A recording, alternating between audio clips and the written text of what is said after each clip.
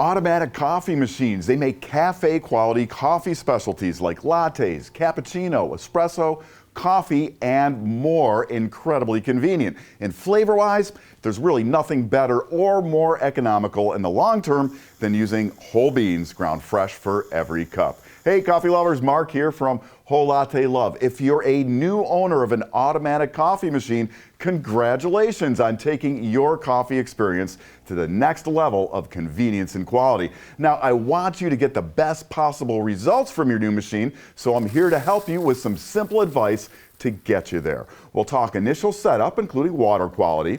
I'll cover the basic coffee settings like grind size, strength, temperature, and pre-infusion.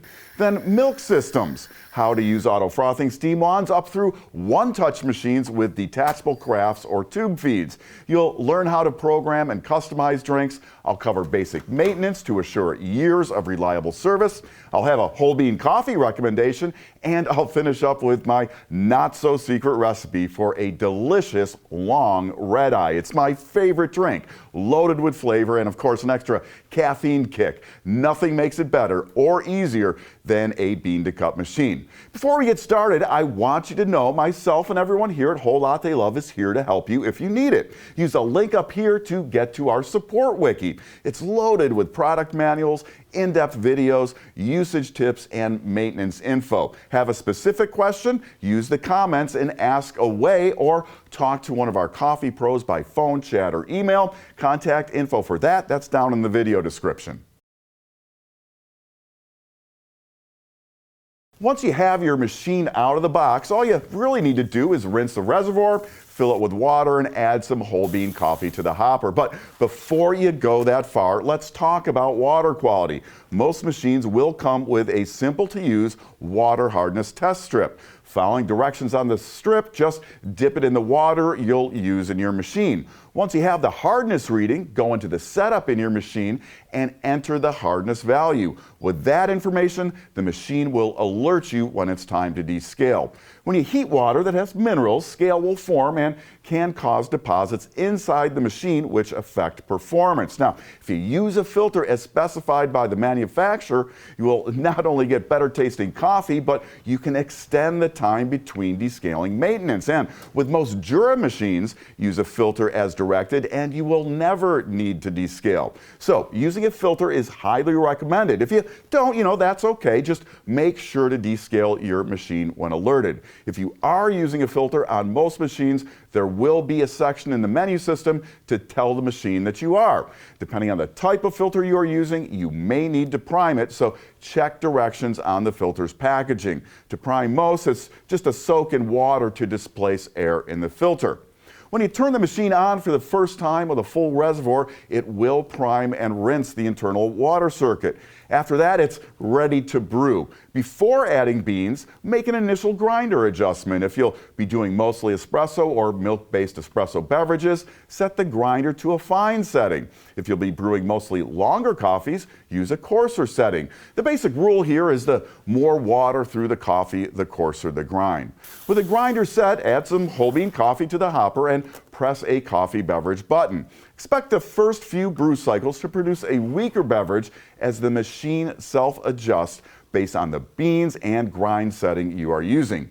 Do not use beans which have an oily surface sheen or beans with added flavor coatings, as these can cause clogs in the grinder. So I touched briefly on grind setting, but let's go a little deeper and look at it in combination with the rest of the settings, including coffee strength, temperature, and on some machines, pre-infusion. The coffee strength setting determines how much coffee is ground for each brew cycle. Temperature determines brewing temperature, pretty straightforward.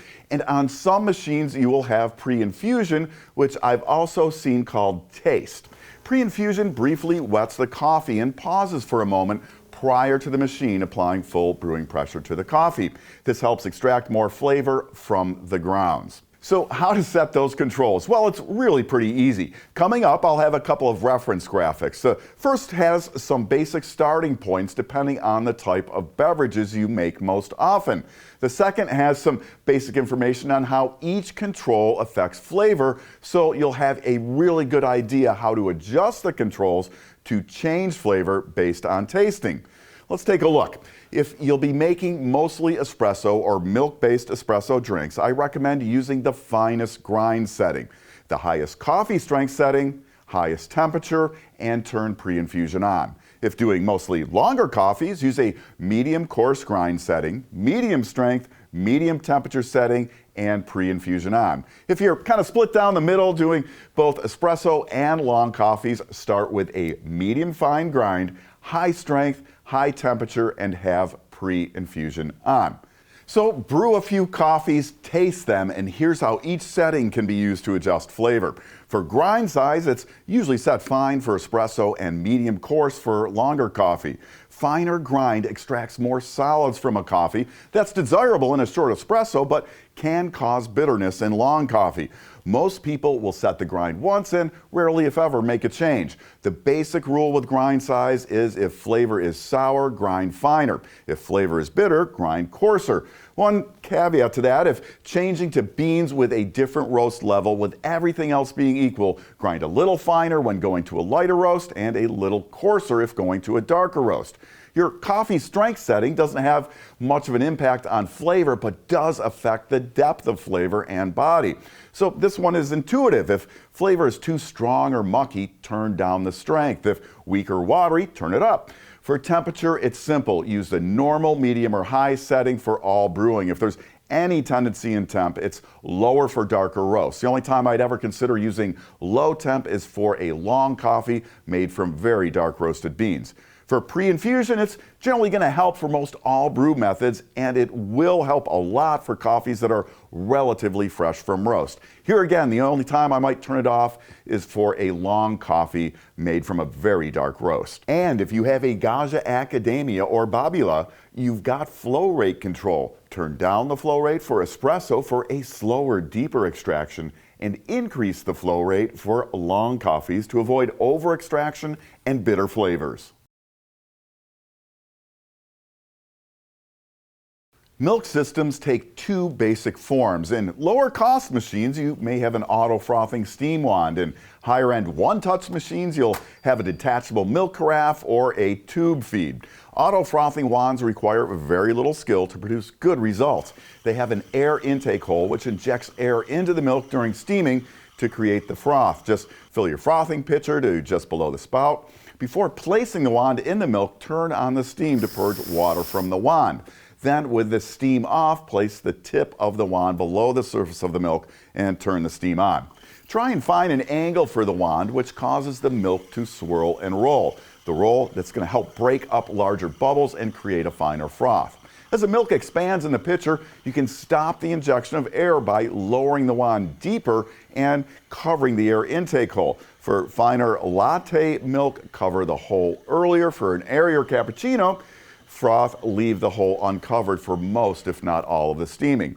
Milk has its best flavor at 130 to 150 degrees. If you go much hotter, proteins start to break down and milk loses sweetness. When your pitcher is just starting to get uncomfortable to hold due to heating, you're in milk's sweet range and it's time to turn the steam off. After steaming, wipe the wand down and purge again to expel residual milk. For one-touch machines with detachable carafes or tube-fed milk, life is even easier. Attach a carafe or the tube feed to a milk supply and you're ready to go. Depending on the machine, you may also have the option to produce either a steamed or frothed milk. Many Jura machines have a froth type selector to switch milk styles. And there are machines like high-end Juras or the Gaggia Academia, which can be programmed for different froth types in the menu. So check out those options if available. Regardless of the type of milk system on your machine, keeping things clean is critical for good frothing performance. For wands, always purge after steaming and remove and clean the wand as needed, paying special attention to air intake holes. Any blockage there will affect frothing performance. Most carafe and tube-fed systems have automatic rinsing cycles. Use those if it's going to be more than 10 minutes or so between drinks. For deeper cleaning, see your machine's manual. Some have automatic cleaning functions, while others may need to be removed from time to time and cleaned manually. Your machine came from the factory pre-programmed to make drinks in popular sizes, but you can always make changes based on your personal preferences and things like cup sizes. While many machines have deep programming features accessible through menu systems, most all machines can also use simple press and hold programming for coffee and milk amounts. Just press and hold on the beverage you want to program. After a few seconds, the machine will let you know in the display it's in programming mode and start making your beverage. From there, it's simple. Once you have the amount of coffee or milk you want in your cup, press the button again, and that volume will be saved. I already touched on the importance of keeping milk system components clean. Other maintenance items include cleaning of the coffee circuit and descaling. If your machine has a removable brew unit, you should take that out of the machine about once a week and rinse with lukewarm tap water. Don't use soap, just rinse off any coffee particles, shake off excess water, and allow it to dry before putting it back in the machine. If your machine does not have a removable brew unit, like most Juras, you'll use a cleaning tablet that's loaded through the pre-ground coffee chute when the machine alerts you to do so. For descaling, if you have a Jura machine and are using water filters as directed, again, you will never need to descale. For other machines, descale when alerted to do so by the machine. It's best to use the descaling product recommended by the manufacturer. They are pre-measured with a proper acid strength to do the job. For most machines, it's just add the descaler to the water reservoir, start the process, and the machine takes it from there, directing you as needed to empty drip trays or refill the reservoir. If you're looking for a delicious whole bean coffee that works well for both espresso and long coffees, I want you to give Maroma's Orfea a try. As espresso, it pumps out the crema. It's one of my favorite Italian-style bean blends and gets consistently excellent customer reviews at 4.5 out of 5 stars for its low acidity, chocolatey notes that go well with milk, and no bitterness. At less than $10 a pound, it's a real treat. At the start of the video, I promised to show you how to make one of my favorite drinks, the Long Red Eye. If not familiar with the Red Eye, it's usually made by adding a shot of espresso to regular filter coffee. I'm gonna make mine on the Gaggia Babila. I'm using that Maroma's Orfea coffee. Now I've got my coffee button programmed to deliver about 6 ounces of coffee at a strength setting of 3 beans. The Babila has a flow control on the spouts. For the long coffee, I've set that for a fast flow to prevent over extraction. Next, I'll do a 1.5 ounce shot of espresso over the long coffee. When I make the espresso, I set the strength setting to max and turn the flow control to restrict the flow for a deeper extraction. The result is a depth of flavor I like, with the Orfea's smooth chocolate notes and a little extra kick of caffeine. And some trivia. While some think espresso is loaded with caffeine, a cup of drip coffee has more caffeine than a shot of espresso when made from the same beans. My Long Red Eye has lots of body, and I love the flavor as the drink cools a bit and the chocolate flavors become more concentrated and pronounced. Well, I hope I've given you a few tips on how to get the best results from your automatic coffee machine. If you have any questions, use the comments and I'll personally answer them. I'm Mark. Thanks for watching. I do hope you'll subscribe to the channel and come on back soon for more of the best on everything coffee, brought to you by Whole Latte Love. Want to learn more? Subscribe now so you'll know about the latest videos on everything coffee from Whole Latte Love.